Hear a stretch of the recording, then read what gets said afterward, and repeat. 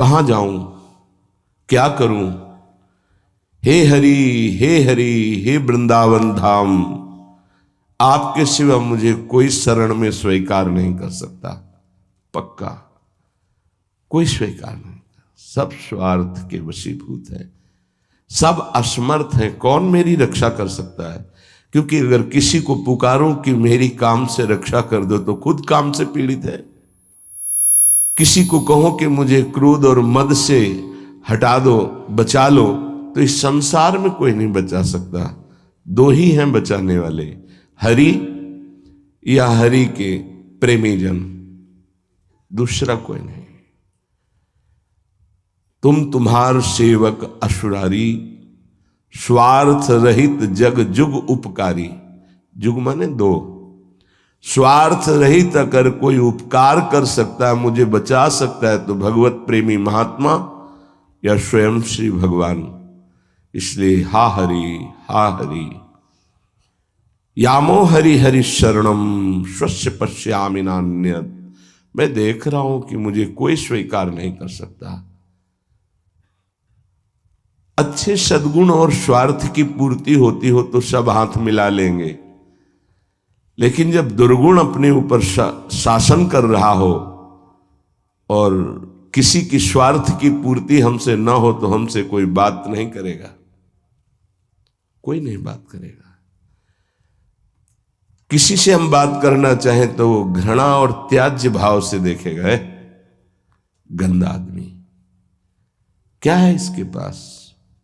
लेकिन ऐसे को भी अगर कोई गले लगाता है तो दो, एक भगवत प्रेमी महात्मा और एक भगवान, दूसरा कोई नहीं।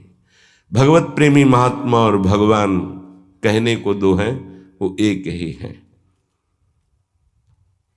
या तो हित तो कीजय कमल नयन सो, जा हित आगे सब हित लागे फीको, कह हित कीजय साधु संगति दो, जो कलमश जाए सब जी को।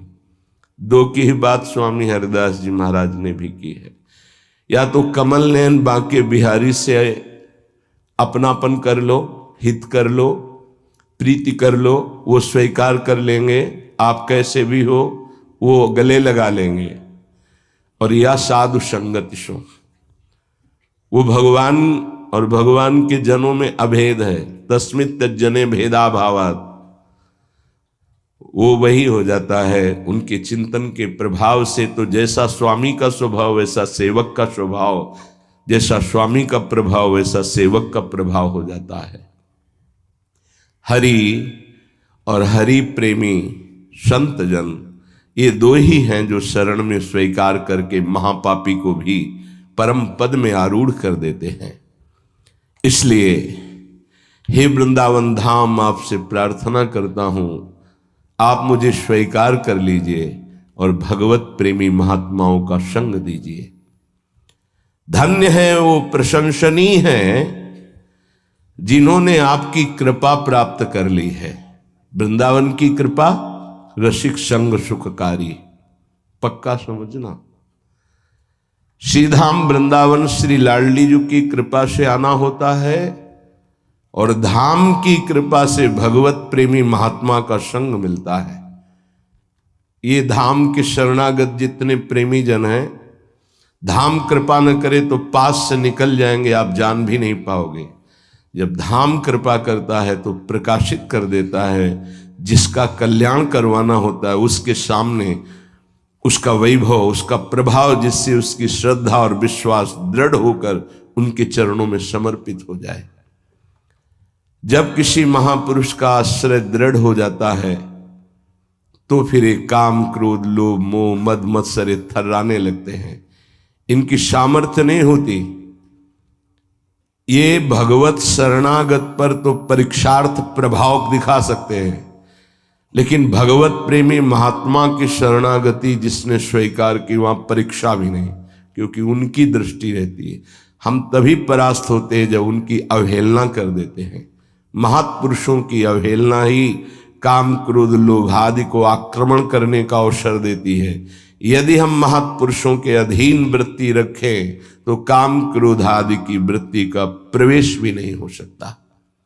बड़ी सामर्थ्य है भगवत प्रेमी महात्माओं के सानिध्य में, सच्ची बात मानना। क्योंकि अनंत महिमा युक्त प्रभु का नाम, प्रभु के चरणारविंद का आश्रय दृढ़ होता ही उन्हीं से है। भजन न होई संग बिनु भजन बिना नहीं प्रेम। ये जो प्रेम मूल यह नाम है, प्रेमी रसिक जपत यह नाम, प्रेम मगन निज बन विश्राम, श्री हरिवंश जहां रहे। ये प्रेम का मूल नाम मिलता ही प्रेमी महाभागवतों से है, और उसका प्रभाव प्रेमी बना ही देता है, निर्विकार बना ही देता है। भला मृत्यु दंड जैसा सामने भय उपस्थित हो और फिर कोई नाम कीर्तन कर रहा हो। कैसे आश्चर्य की बात है कि शरीर को बड़ी पीड़ा पहुंचानी, बहुत प्रकार से प्रताड़ित करना, नाना प्रकार के दुख एक साथ उपस्थित हो जाए और वो गीत गा रहा हो, बड़ा मुश्किल। ये निष्ठा का प्रभाव होता है। नाम जिसके हृदय में गुरुदेव प्रदत्त नाम प्रकाश कर दिया। कल से शाम टाइम से बहुत हृदय व्यथित हुआ जब महापुरुषों के चरित्रों को अवगाहन हुआ, तो बार बार केवल रोना ही आ रहा था कि आप जैसी निष्ठाएं अगर किनका मिल जाए तो जीवन धन्य हो जाए। कल गुरुदेव तेग बहादुर सिंह जी महाराज का पावन चरित्र एकदम भाव में आया, पढ़ रहे थे। कश्मीर के पंडितों को जब औरंगजेब ने हुक्म किया कि सब इस्लाम धर्म को स्वीकार करो, नहीं तो कत्लेआम कर देंगे, और किया उसने बहुत कत्लेआम, समय दिया उसने। भागे वो लोग। उस समय महामहिम गुरु गादी पर तेग बहादुर सिंह विराजमान थे। उनकी चरण शरण में आए और कहा, आप ही हमारे रक्षक हो, आप ही हमारी रक्षा कर सकते हो। उन्होंने कहा, जाओ और बादशाह से कह दो। पूरा चरित्र तो बड़ा है कि अगर तेग बहादुर सिंह को इस्लाम स्वीकार करवा दो तो हम बिना किसी शर्त के सब कश्मीरी पंडित आपकी आज्ञा का पालन करेंगे। एक को परास्त कर दो तो हम सब परास्त ही हम स्वीकार कर लेंगे। फौरन उसने बहुत ही अन्य धर्मों की तरफ उसका नकारात्मक भाव था। उसने आदेश किया बंदी बना के तुरंत तेग बहादुर सिंह को दिल्ली में उपस्थित किया जाए। सैनिक गए। बल विक्रम गुरु गादी में प्रथम से चला आ रहा है। उनके पार्षद और उनकी सेना तेग बहादुर सिंह की स्पर्श नहीं करोगे।